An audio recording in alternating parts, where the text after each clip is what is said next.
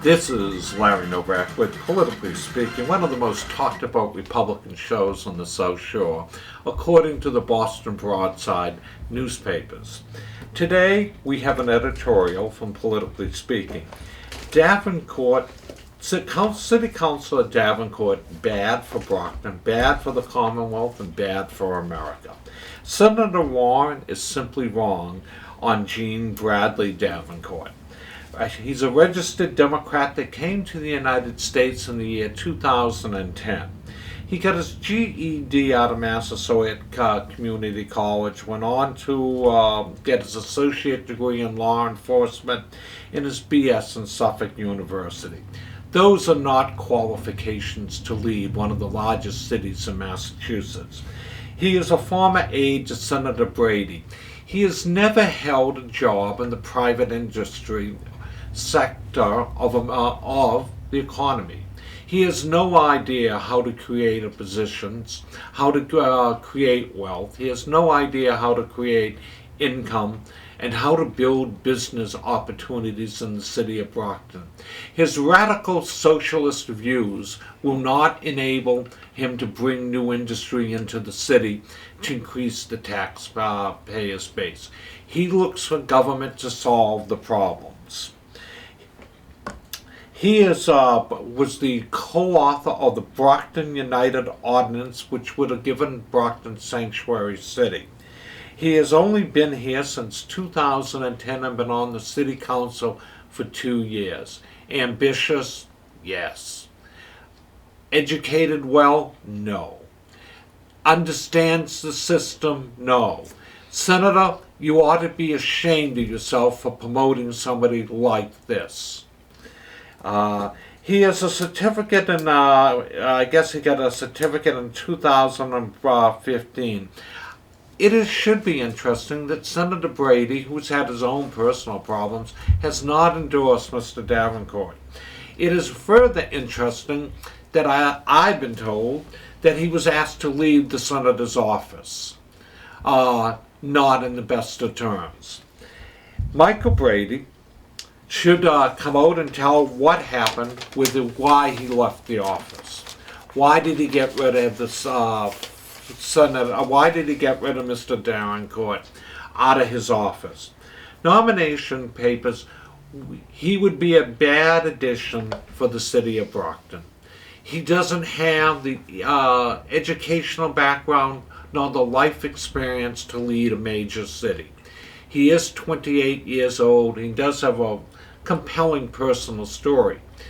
But when you put all the factors together, he does not have the leadership ability to lead a major city in the Commonwealth of Massachusetts. Brockton has been on the downward cycle because the Democratic Party, which is the majority party in Brockton, has run people not of substance over the years. They thought the government was the solution to the problems. Look what government has done. It brought the City of Champions down to a takeover by the state because they weren't able to manage their financial affairs in the 80s. It has brought one of the best educational systems down to its knees that Boston Magazine now rates it second from the bottom. These are the socialistic tendencies that are being promoted by City Councilor Davenport. Brockton, wake up. He will be a disaster if he's elected mayor. This was a political editorial from Politically Speaking and a limited liability corporation. This is Larry Novak. I want to get back to August 6th. We will talk about nomination papers again for ward and town committees because it's so important as it sets the political agenda for both political parties. The state is moving rapidly towards an unenrolled status. I think it now hit, Bill Galvin told me, 56% in the state is unenrolled. Unenrolled voters don't really, are people that are turned off to both political parties as they fail to articulate beliefs that they can believe in. The Republicans fail because they fail to run a full slate of candidates. They fail to, when they do run candidates, to get them exposure. They should tell them that their candidates are going to take more than 1 or 2 times to get elected, as they are virtually unknown in any given area. That's why the August 6th, you should join the ward and town committee. If there aren't wards and town committees in your area, go out, take the sheet and form one. You become part of a political establishment then, and you can change the rules. The rules only reflect the makeup of a political party at a given time. Political parties can be changed by a huge influx of new people in them. Trump changed the political beliefs of the national GOP. It was a party when I was growing up that always believed in lower taxation and less government. Those are values I continue to think are worthwhile. As we get our real estate taxes and they keep going up every quarter, when will it end? When will the rising taxes in Massachusetts stop? You go to other states and you don't have these rising taxes. They are better run. You don't have all this. And I can't, in the city of Brockton where I live, I don't know what services they really do provide. I don't see any of them. They provide a limited police presence and a limited fire department. In a school system that's failing, that's costing the city millions. Are those the values that I want? No. Are those the values that I want my tax dollars to go? No. I think that Brockton needs a bigger police department. I've always felt that. I think that if I'm going to pay increased taxes, which I am every year, I want that money to go to more policemen on the beat to help stem crime, change the image of the city. Those are the things that I think are important. I hope you all would agree. This is Larry Novak, and we can be reached at 508-822-1106. I hope you all agree with my evaluation of City Councilor Davenport. Ambition, yes. Ability, no. And I think that's relevant, his life experience. I don't think you put somebody in the mayor's position to simply try it out, to see if they like it. And he says he's a rising star on one of his internet page. Rising star according to what national publication? Rising star according to where? To whom? Because Elizabeth Warren says he's a rising star. I don't think that makes you a rising star. If you like her socialist agenda, maybe you are in that circle of thing. But Mr. Davenport is running in a city that was always conservative, in a city that is right of center, in a city that people struggle, in a city where the white flight out of the city is becoming alarming at a rapid rate. His election will cause greater white flight out of the city. I saw that, he lists Alan Pesovich on something. Alan, you are a Democratic State Committee woman, and you should know leadership better than that. That gentleman simply doesn't have it. You should lead the fight to get a qualified person in as mayor. Somebody that understands economics, somebody that understands the economic decline, and somebody who's committed to improving the schools for future generations of Brocktonians.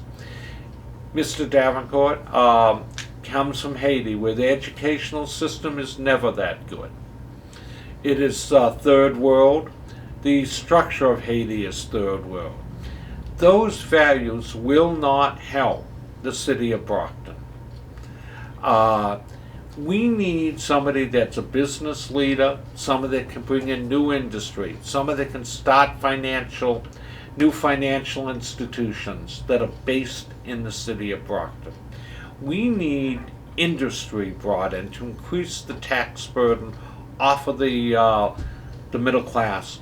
The white flight out of the city is becoming at an alarming rate. You drive around and you see almost every other house up for sale. Great cities like Detroit, when the white middle class fled, end up going down the tubes. They don't survive. Detroit had 2 million people at its peak. It is down to 690,000. You have to analyze this. The socialistic views articulated by two of those councilors are more attuned to values in Venezuela and not in the United States. They don't represent values that are in the mainstream. I think your life experience does impact on your ability to get something done. That you have to be able to work within the system.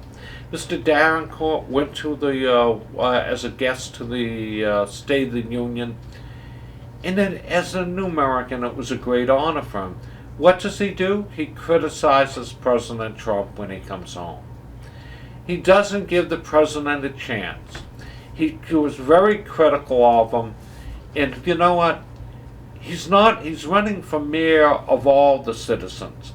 A city that is moving towards unenrolled status, not Democrat status anymore. Brockton is becoming, probably in a few years, Ward 6 has gone unenrolled, Ward 1 is heading that way. The city is moving towards not Democrat anymore, but unenrolled. Those are people dissatisfied with the status quo, changing parties to unenrolled. I would suggest your views do not meet the mainstream of Brocktonian views. If you do not stem the white flight out of the city's economic base will decline in rapid thing. White voters will not come into the city and shop at the shopping centers. They will exit and go to new shopping centers in new areas. The economic engine will then decline. It is not a good thing. Senator Brady has an obligation, again, to tell the public why Mr. Davenport was asked to leave his office. If the rumor is true. If it is true, he has an obligation to explain it to his constituents, why he decided to terminate his service. What job in private industry has City Councilor Davenport ever held? None. How can he relate to the private industry? It's like making a judge out of a prosecutor. They don't understand the other side. A judge should be well-rounded and unbiased and fair and not have a bias towards one side or the other. Those biases, when they exist, shouldn't exist. So unless you have a well-rounded resume, you shouldn't be running for this. Does a 2-year city council member who's 28 years old from a foreign country have the leadership qualities needed to run a major city? How will he get along with the Republican governor and the Republican administration?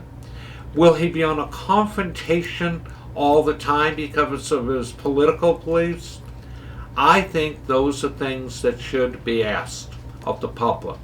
Will Brockton be shortchanged again? Will the state end up taking over the city? Those are areas of grave concern for the Brocktonians when they go to the polls. 2 left-wing socialist candidates of the extreme left are running in the city of Brockton. Hopefully there will be more candidates that will come out of the woodwork. People down the middle that will run a city in a business-like manner and have common sense solutions to common sense problems. Not problems of thinking that government should do everything for everybody. It simply can't afford to do that. Who's going to pay for this? The sanctuary city proposal by Mr. Davenport was ill-advised and not wanted by any constituency that votes in the city of Brockton. But he wanted in his own way to force his will on the people. Ill-conceived idea, harebrained idea, and not one that the Brockton residents wanted. When you're a public servant, you're elected to serve the public. You're not elected to serve yourself and promoting your ideas. You're there to serve the constituency that elected you. Those ideas were not well received. The proposal was defeated by the city council. It should have been. It was a bad idea, and a bad idea. Bad ideas that you promote like this tells where you're going to go. His ideas of promoting the city are always bad ideas. Government can do more. He talks in great terms. He loves Brockton. What has he done as a city councilor? Can anybody name anything? Give us a call at 508-822-1106. Senator Warren, maybe you could name specifically what he has done as a city council in the city of Brockton. You talk about the president not doing anything, but you don't talk about people that you endorse that do nothing. You call them rising stars. Why are their star rising when they haven't accomplished anything? What have they done with their lives? Those are the questions that need to be answered. Senator Warren should stay out of Brockton politics and talk about her vision for America, which I do not think she will be the Democratic nominee. The more you get to know Elizabeth Warren, the less likely you are to vote for her. Massachusetts is a Democratic bastion, and she still had a competitive race here in the state. So and we had candidates coming out of the woodwork wanting to challenge her because of her extreme political views. Let's tell it like it is. Mr. Davenport is a representative of Elizabeth Warren who has accomplished nothing. So that is my discussion on the mayor's race. We're going to take a short break, and we will be for our advertisers and be back with you.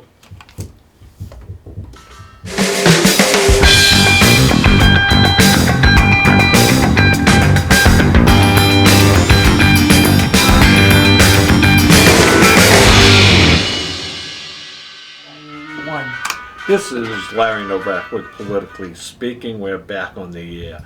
I asked the voters of Brockton to look at the unfunded pension liability and asked City Councilor Davenport how he's going to fund it. I asked the voters for his plan on education, fixing the education system. How is he going to increase the test scores to make Brockton students more competitive in the world? How is he going to increase the police presence in the city, and how do we pay for it? How does he change the image problem facing the city? Those are things that need to be addressed by the next mayor. Those are things that need to have a plan in place. Because you think you're a rising star doesn't mean that you have solutions to the problems. What are the major core problems facing Brockton? Will his image problem impact on the city? Will it exodus more people moving out? The white flight out of Brockton is alarming. The white flight is now rapidly advancing. People that have been there for years are moving out. What replaces them? How will that economically impact on the vibrancy of the city? Who's going to pay for everything? Those are questions that need to be answered. Those are questions that need to be solved. White flight out of cities has usually meant the city is on the verge of collapse and dying. Look at Detroit. Look at some of the great cities that happened.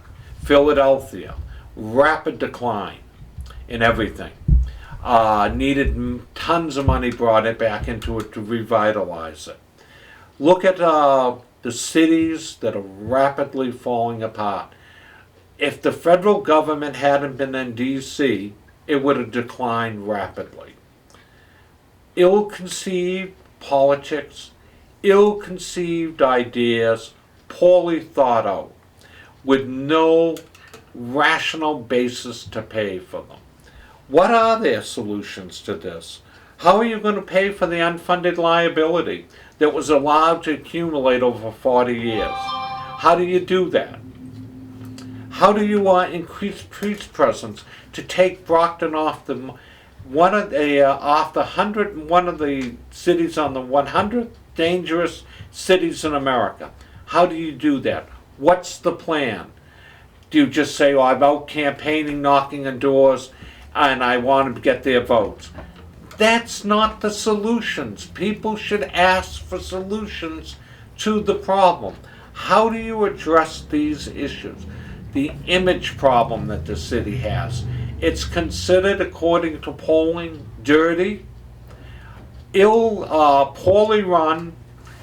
Those are the issues that have to be addressed. And rising tax rates every year that are squeezing people from living in the city. There's a water bill, there's a sewerage bill, there's a trash bill, there's real estate taxes, there's excise taxes. But the city can't live within its budget. Why? I can tell you why. For years it was to create a job for somebody in the political know, somebody with somebody's friend. Those things come with strings attached. Overly generous pension benefits that cannot be sustained on a long-term model. Why weren't they addressed before? These candidates that are running have to address these issues. People running for council at large. What are their plans? Jack Units, who is a Democrat, and my hat is off to him, did a lot to bring the city back. But that has stalled now. Jack Units rebuilt the city, rebuilt the stadium. Brought education, always had a plan to do something. Was moving forward, trying to help business come in. He had an ability to talk the language of developers. When you've been in government your whole life, you don't have that ability. And I asked the public to examine their educational backgrounds, where they went to school, what they accomplished at school. It's more about what you do in life than what you accomplish in life, what you push. Did he ever build a business? Has he ever employed any people? How does he understand the employment opportunities in the city? Those are things that we need to consider when voting. I also want to get back, now that I've given my discourse on for the next half hour, I will talk about some other things. And one of them is August 6th. Again, I know I've hammered this for weeks. But the election of state committee people, and let me talk about that for a moment. I feel it is morally and ethically wrong for the governor to finance a slate of candidates on the Republican side. Those people don't work then for the party, they work for the governor. They're bought. And when you take money from the governor and mailings from the governor, you're paid for and you're expected to deliver with your vote for proposals that he makes that may or may not benefit a district. It may or not benefit electing more Republicans to the state Senate and the State House of Representatives. Those are issues that you should know about who's financing somebody's campaign. State committee does not have to disclose a list of donors, and they do not have to give a list of people who are supporting them. But when you're bought for, you're bossed by. You want somebody that's unbought and unbossed. If they're unbought and unbossed, they're going to do what's in the best interest of the Republican Party. They're going to do in what's best interest of that senatorial district for the Republicans elected there. They don't have a political boss then. They're not told what to do. It is very shocking to me for years when I was vice chairman to see the amount of state workers. I ran for Republican National Committee one year and lost by, I think it was 2 votes, and if I recall. And what happened is the last day that President Bush called the Lieutenant Governor Cellucci, and Lieutenant Governor Cellucci then reached out to state workers. Those state workers were told they had to show their ballot to them or lose their positions, which was at that time a violation of federal law that you do that. But they had to show their ballot. If they didn't vote for the candidate they were told for, their position would have been terminated. Their livelihood would have been terminated. Not good. So people should analyze who is supporting a candidate for public office. This is a Trump primary, and it will be people that believe in President Trump that will be going to the polls. Governor Baker recently declared that he intends to fund challenges to some of the Trump people. Well, I say, Governor, I think you're barking up the wrong tree, because these people that go into this primary are Trump voters. Your brand of Republicanism isn't going to sell. You might attempt to buy seats for people, but if people are able to get out the message that you're behind it, they might not vote for those candidates. Those are things that should be considered. I'm trying to open up the light as to what happens in the back rooms. If the governor spent $1 million to defeat people, which he did the last time, and did not gain control over the Republicans, total control over the Republican State Committee, then he's going to have to end up spending more money to try to gain more seats.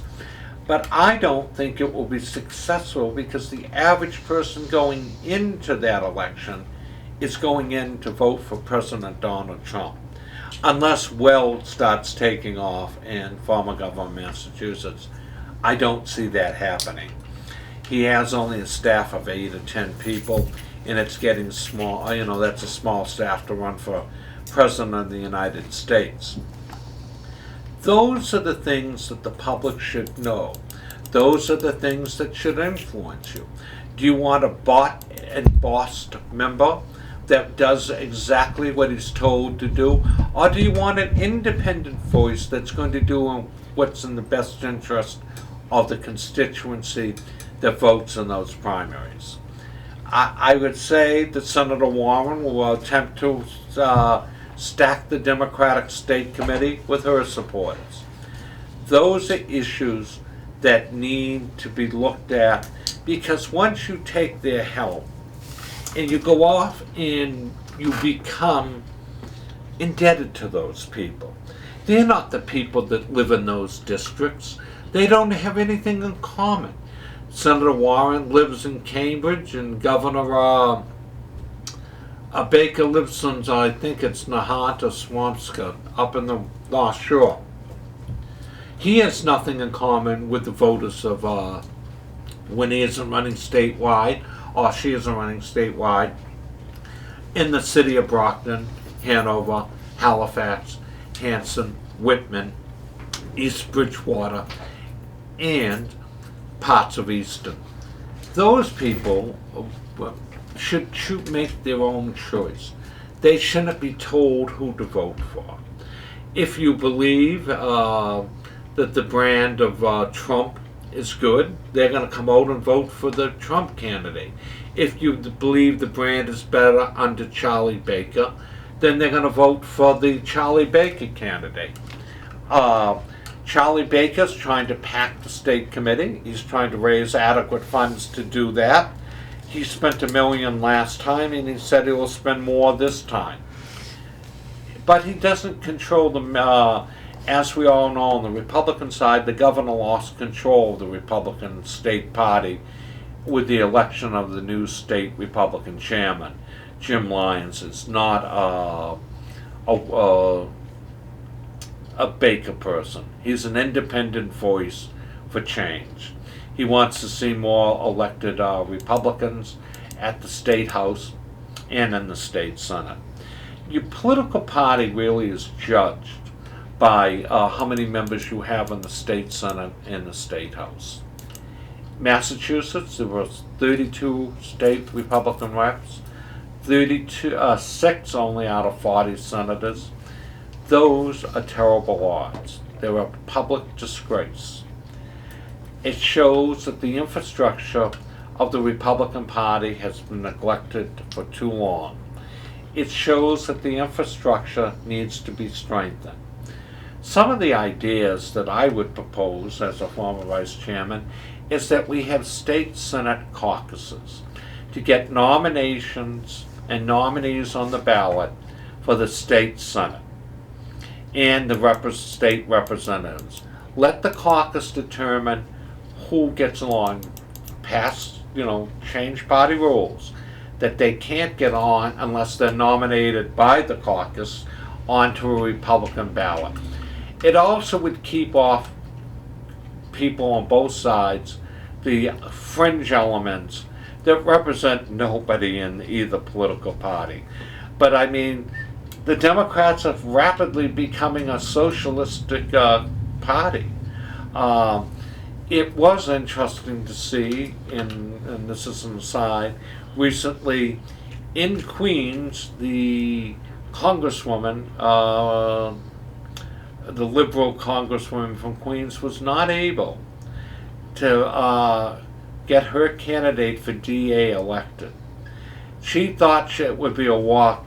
Well, this week the machine candidate pulled ahead by 25 votes.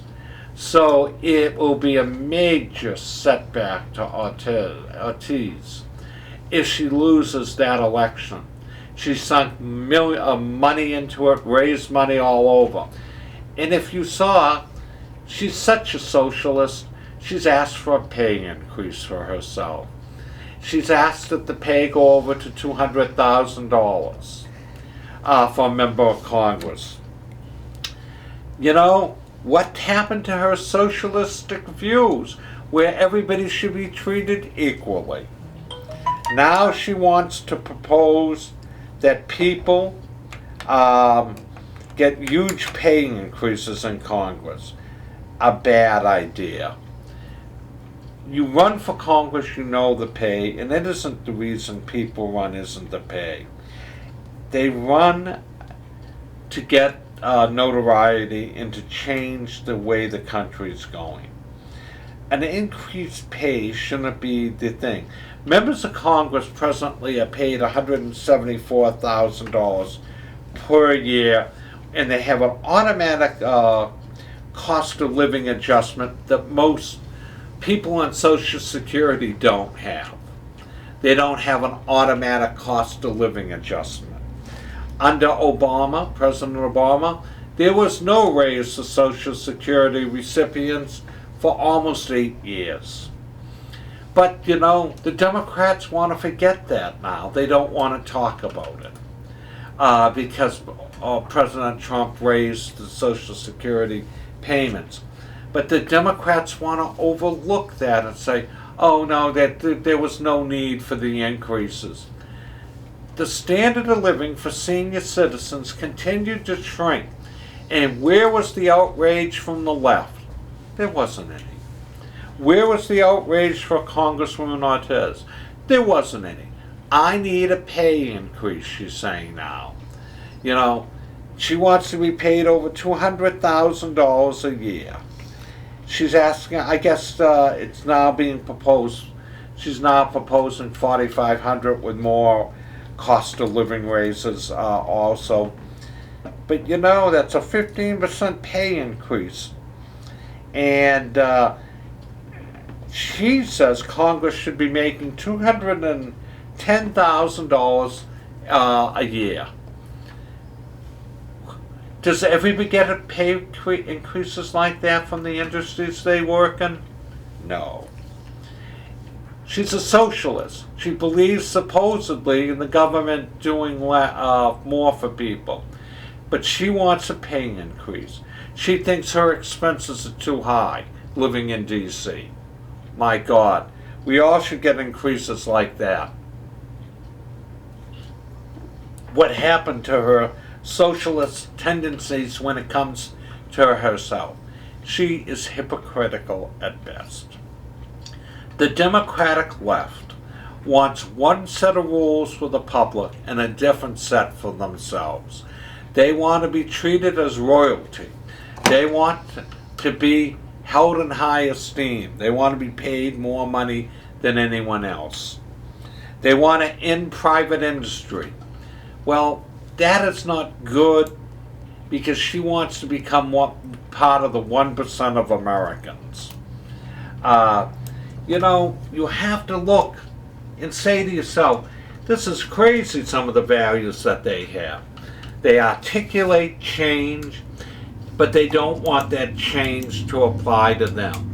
They want to be in the 1% of Americans. And they want the government to pay for it. But they don't want to give a raise to senior citizens on Social Security. How hypocritical is that? You know, people should think of these things when they go to the polls. These people talk one way and walk a different way. They don't walk the walk that they speak about. They're hypocrites, you know, and it's a disgrace what's going on in this country. People used to be held accountable for what they said and what they didn't do. Today, that's all breaking down. It's all about the green, the money. It's all about how much money you can get from people. You know, she wants it from the government. She wants a better condominium. She wants a better place in D.C. She wants a better car.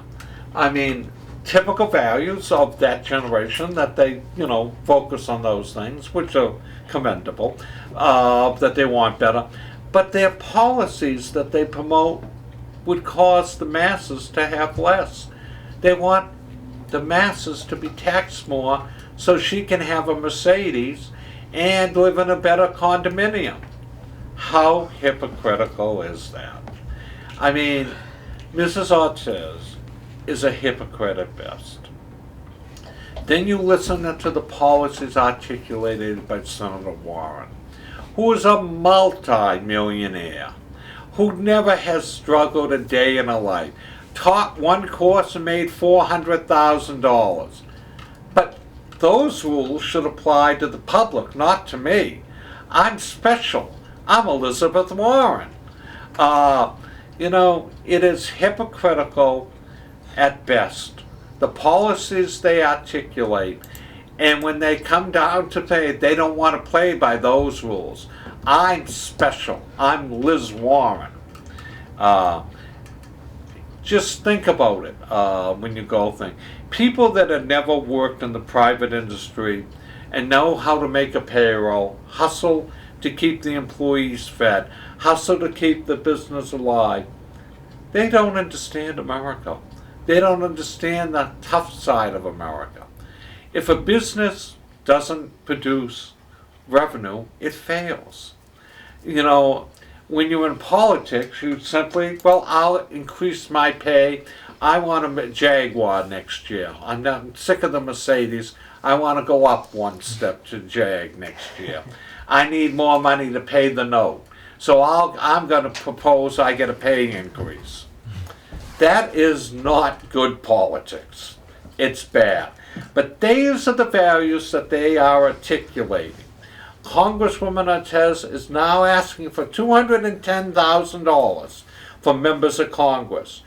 The pay presently is $174. That is a huge, huge increase. How many other people go from $174? That's over $30,000 increase. How many people get a $30,000 increase? Then they get a special allowance for commuting from New York City, which is another couple $100 a day in free airfare. Well, if you add that up, that's quite a bit of money she gets out of the government. And I bet she doesn't donate any of it to charity. I bet she would be the first one. I need the money. I need a new place. I need this. I need new furniture. It's me too, me too, me too. So you have to wonder what is really going on in America. What will transpire in the years to come? These are bad ideas, ill-conceived notions by the left, the elitist of America, people that do have no core values and believe in nothing that we believe in. So you wonder, solutions that were good before are no longer good today. I always thought the things of value were education, rises one's economic standard, and you want the best education system that your community can offer. That doesn't mean the cost per pupil. It means a dedicated teaching staff that will go overboard to help students achieve that. We need to look at those problems that are coming up in the future. We need to demand school committees honor their fiduciary duty to promote excellence in the schools. If the test scores are dropping, why don't we ask the questions why? Why don't we demand the members of the school committee fire the administrators that aren't getting it done? Why are we hiring more administrators instead of putting money into better textbooks? When I went to school, the buildings were old. Nobody complained. You went. You sat in an old school.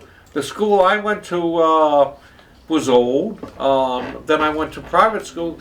But they were old buildings. They didn't replace them every few years into more modern buildings and thinking that was the solution to the problem. It isn't. It's the quality of the profession that goes into that. And it is a good profession. They make very decent money in Massachusetts, teachers. They have the summer off. When you have dedicated teachers, students overachieve. You need somebody that is going to motivate the student to get ahead. You need somebody that makes education fun to learn. You do not need people that are there just to collect a paycheck. You need teachers that want to be there to help students.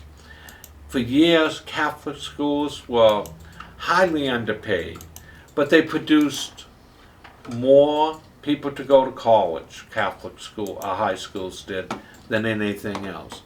They had nuns teaching, and they helped the students achieve their full potential. So you have to question the model that we follow. Yes, we have disabilities and they have to be addressed in schools, but the basic model of decreasing test scores should result in a demand for change on the school committee. It should result in demand to know why the test scores are dropping. That is the future generation of leadership when those teachers are long gone and have gone on to a better place. That they need to know what they left behind is better than what they encountered educational-wise. That's what you want, a teacher that's motivated to help.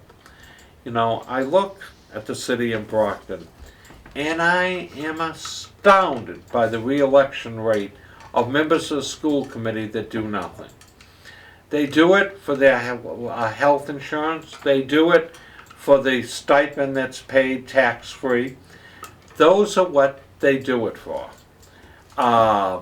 Instead of caring about kids and the future leadership of America, the future leadership of the cities, and the future leadership of the Commonwealth of Massachusetts. This generation has got to change the priorities. It's not me too, me too, me too.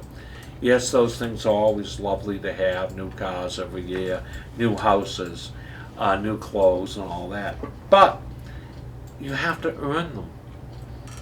You have to go out in your education. If you achieve your change in your status, then you acquire those things. It's through education that status is changed. It's through education or athletic ability or music ability or some innate ability that a student has that can change his economic standards of where he came from. Education, I remember when we were all in old schools, nobody complained that the facilities weren't air conditioned, that the facilities didn't have new computer parts every week and added to them. Yes, we have to compete in a world economy, and we do need to be trained on computers. But you also want to encourage ingenuity in the schools. America led in those areas for years. It no longer leads in ingenuity. We had the best engineers. We had the best mathematicians. We have the best economy in the world. We want to continue to develop them, and we want our education systems to be the top in the world. We want to encourage things. When I was chairman of the Massasoit, I was astounded to see students that came in from public schools that could neither write nor read properly. They were unable, and it cost the college a lot of money to put programs in so that they could learn to write properly. Students could not express themselves in written paragraphs. They didn't understand the meaning of, or their ideas were not clearly expressed. That means that the public schools had failed in those things. That means that there should have been communication back from the college, which Massasoit was only a junior college, and at the time, we were trying to train them how to read nor write again. Shocking to me. It was shocking when I read reports by students that couldn't articulate a clear thought process in their wording. Those are the future skills that are needed. Yes, computers can write things, and they do an excellent job, but the raw ability to write on a piece of paper and write a clear and concise paragraph is greatly needed. A computer can aid in those things, but shouldn't take over what the brain should do. You wish to expose people to the fullest. And when I go, I urge the public to think serious about who they're voting for.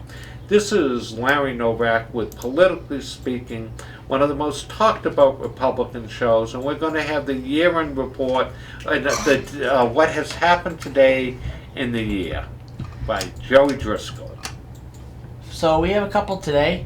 In 1854, in Jackson, Michigan, the first convention of the United States Republican Party is held.